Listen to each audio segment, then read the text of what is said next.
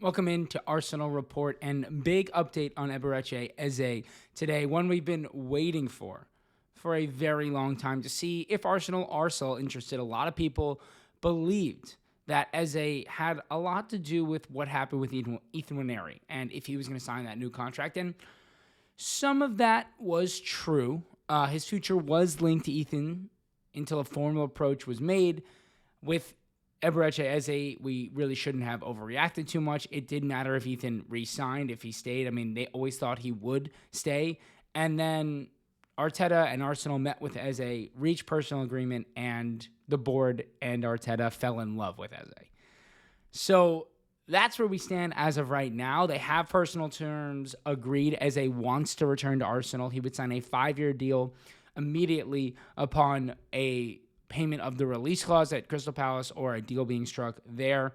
But Chelsea are interested. Bayern Munich are interested. I mean, Eze has told those clubs that his preference is Arsenal, but he does want to leave Crystal Palace this year. And if Arsenal don't make a move in the next couple of weeks, there's no reason for him to not push to one of those two clubs where he could still be fighting for the league, for Champions Leagues, and whatever might be.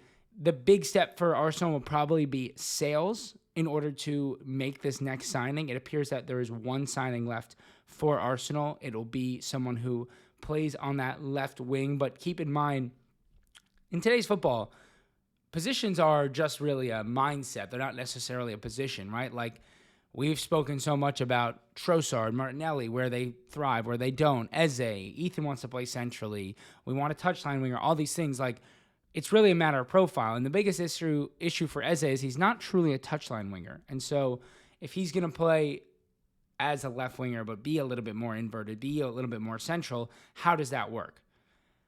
It does seem like Arsenal are still very, very interested in Eberechi Eze, and I think they will continue to push for this move, but it really may come down to what happens with Leandro Trossard. Now, Martinelli is a player who is theoretically for sale should the right fee come, but he's not one we're necessarily pushing out the door. Leandro Trossard is one that Arsenal would very gladly accept any reasonable fee for at this point.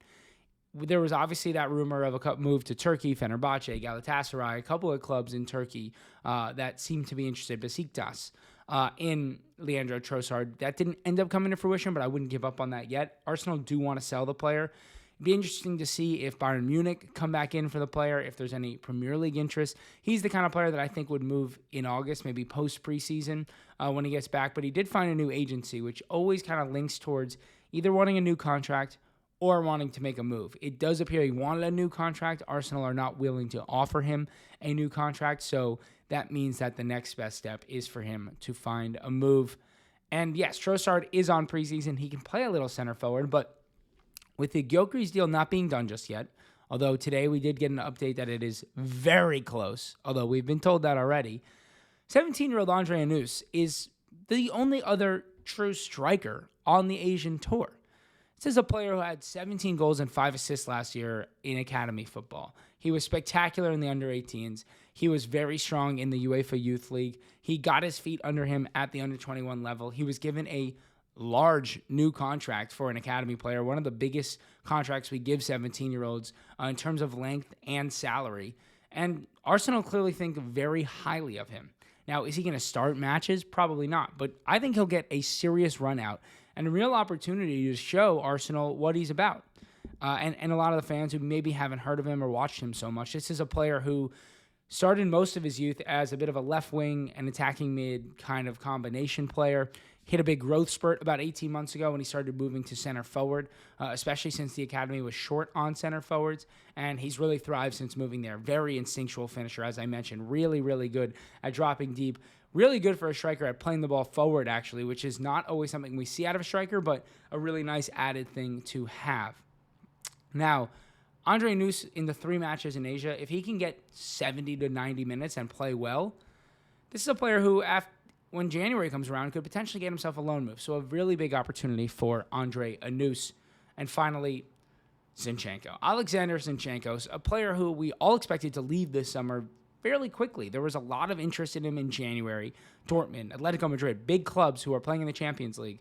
That seems to have died down, and it appears to be because Zenchenko has got 1 year left on his deal.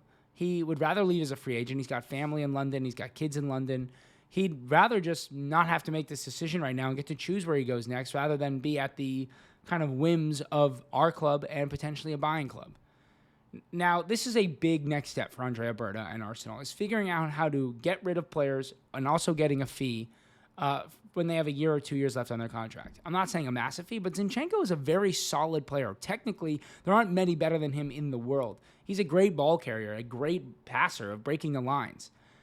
There's got to be a suitor out there who's willing to pay for Alexander Zenchenko. We cannot just let him sit on the bench and leave for free at the end of this year after barely playing last year. Then he would barely play this year. It just doesn't make any sense.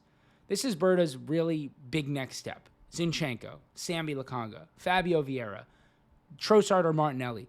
These are the types of players that we need to sell and we need to get decent fee for. It's not going to be millions and millions and millions. It's not going to be hundreds of millions of pounds. But we can't just let them sit on our bench, not make match day squads, and then let them leave for free. We need to become a selling club where teams know they need to pay up to get our players. That is the biggest change that needs to come with Andrea Berta, and Zenchenko, to me, is the first step in that.